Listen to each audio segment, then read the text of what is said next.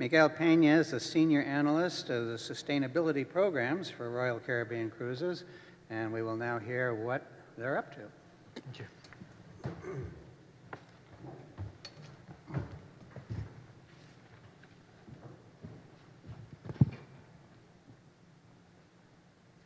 Thank you. Good morning, everyone. Hoping to re-engage everybody and shift the energy a little bit. I know I have a topic that is of interest to all the destinations, so I'll share also a little bit of the energy from Henry, our first speaker today. And I'll start my slides with a little bit of data on what's going on in the industry. So again, my name is Miguel Pena, and I work in the Environmental Stewardship Department at Royal Caribbean Cruises Limited. I'll tell you, I have a slide on our company. But I want to start about, again, with the global context. So every year around March, we have the biggest industry conference happens in Miami, Sea Trade, also known as Cruise Shipping Miami. A lot of you are very familiar with that conference. And the Cruise Lines Industry International Association publishes their annual report where they put out all the figures on the previous year, and so it's always very interesting to see the sort of the status of the industry. And they reported that last year in 2013, 21.3 million passengers were actively cruising, and they project that number to increase. So it's looking, not only is it looking good, like Henry presented in the US and also in Europe, but for the cruise industry, it's also promising for projecting a growth of 21.7 million passengers in 2014. 55% of those cruise passengers are sourced here in North America. The majority in the US, but also including Canada and Mexico. So that's an impressive figure. And I think what makes it even more impressive is the rate of market penetration. So this is a tremendous opportunity for such a large industry. And also for the Caribbean, frankly. It is right outside the doors. And we are currently, what we're seeing, what the industry reports is a 3.4% of market penetration in the US and only 1.2% in Europe. That is of the total tourists that are willing to go out on vacation and go to the Caribbean, go on a cruise, 3.4%. The Caribbean remains as a leading cruise destination. That's of course, it's very important. 37.3% of all global deployments, but obviously competition is growing from different regions in the world, in the Baltic, from the Mediterranean, and now Asia and Australia. So it's increasingly competitive environment, and also the cruise lines are also deploying ships elsewhere in the world. So you'll see that even though capacity is growing, you're also seeing other areas capture some of that opportunity. One piece of good news is that 12% increase is expected for 2014 of all total deployments in the Caribbean. So for 2014, a 20% increase in the Caribbean and Bahamas during the summer season, right? I'm sure you all know, the summer season is usually the slow season in the Caribbean for cruising, as all the ships go out to the Mediterranean and capture some of that market out there. But traffic is increasing. I think also new ship deployments are making the Caribbean a regular itinerary, a route that can be profitable during the summer months. So that's also encouraging, providing a more stable source of revenue for the destinations during the slower months. So now I'll tell you a little bit about our company, and some of you may be familiar with some of these brands. Some of you may not be aware that Royal Caribbean Cruises Limited is a corporation that encompasses 6 different brands: Royal Caribbean International, Celebrity Cruises, Azamara Club Cruises, and 3 brands based in Europe: Pullman Tour, a Spanish brand, Croisières de France, and TUI Cruises. We have a joint venture with TUI Travel, a German company, where we have a joint venture on their cruise business. Overall, our total global fleet is 41 ships, and we have 6 more ships coming by 2016. So our capacity, again, is increasing. We visit 490 global destinations year-round, not just obviously in the Caribbean, but these are all the places where our ships call. And last year alone, we had 4.1 million passengers that were traveling on board our ships all over the world. We are a pretty large corporation, 65,000 employees. We employ, our staff, our employees come from over 120 different countries. But of course, the Caribbean is a great source market, and in the US, and it's in our name, the Caribbean, Royal Caribbean, it's in our name, so it's a region that is very dear to us, and of course it's part of our interest. So why destination stewardship? We realized that,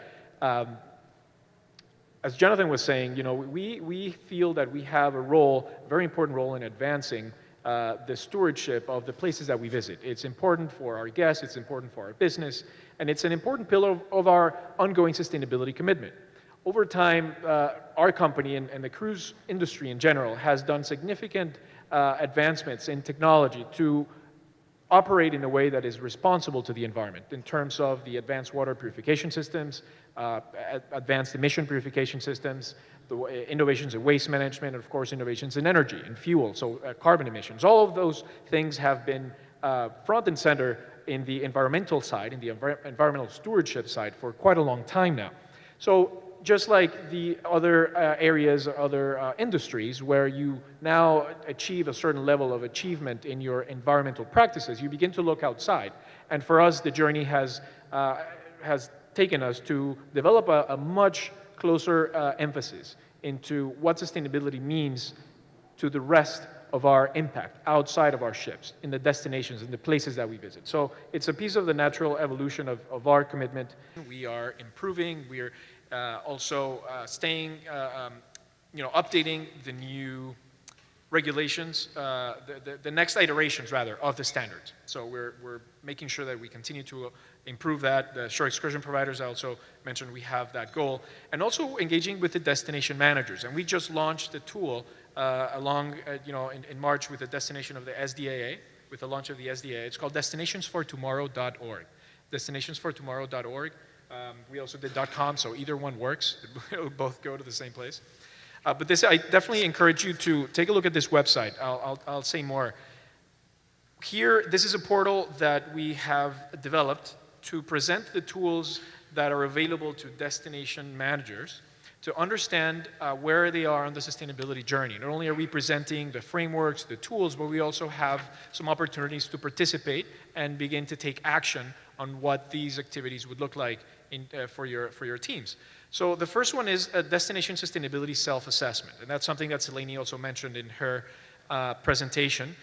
For Royal Caribbean Cruises Limited, we, through this website for this year, in 2014, we have 75 destinations that we're sponsoring to undergo this self-assessment. And it's a very simple process. It captures initial data. For us, it's important because it will provide you with a high-level assessment of where you are in most important metrics. My next slide talks a little bit more about that, but it's 25 key indicators, and it's a very simple process. Again, you can log onto the website, you can apply for being a sponsored destination, and again, 75 is our goal for the end of this year. I believe we have 2 computers lined up here, making that accessible to you, so in between breaks, before lunch, feel free to walk up. We'll be able to walk you through it and tell you more information, but we have computers available for you to start the process. Also, the Rapid Sustainable Destination Diagnostic, that's a very important and also a very powerful tool to advance sustainability as a solution in your destination. And what this is a program that has also been in development for the past couple of years. Last year, we were able to support the participation of 2 main destinations. Roatan and Cozumel were part of this, and also St. Kitts went through a very similar process through the assessment, again, in partnership with STI and the GSTC. Now, what our objective too, along with the SDAA, what we're doing is that we are sponsoring 3 more destinations that will undergo this assessment this year. And what this entails is an in-depth progress. It's an in-depth work that brings to the table different stakeholders within the destinations. So it's a facilitated process that has the participation of the private sector, local NGOs, most of the stakeholders that Henry was talking at the beginning of the day today, the people that should be on the table when you go and pitch to the airlines. This is the same people that will participate in this discussion that will help understand what are the needs from all the different areas of sustainability, not just environment, but also on the culture side, on authenticity of place, also on infrastructure and economic development for all these different stakeholders. So that's a very, very powerful process that produces not just an actual document, but also the intention is to come out with, specific actions, specific projects that can be started within the next year to take serious steps, actionable steps towards sustainability in the destination. And then lastly is this SMART tool, Strategic Monitoring and Response for Tourism. That also is a big year last year, just came out, was developed with STI. And what this is obviously a tool to monitor progress, to develop ways to capture that data, and to be able to monitor progress so that we can continue to improve. Like Selene also mentioned, sustainability is a journey. It's not just a little workshop that we do and then take action. It's an ongoing journey of improvement. Very quickly, on the self-assessment that we were talking about, includes 25 key policy indicators that can help destination managers integrate these topics into the development of the destination. It's obviously the first step towards destination sustainability management. What you get is a complete report and a certification of completion after the responses that you put in the website are verified. And again, we're sponsoring 75 in 2014. You can apply also at the website. So that's all I have. Again, we'll be here to answer questions. Please take note of this address. Go visit the website. Take a look around. We're very happy to support this journey. And I encourage you to also join us. Thank you.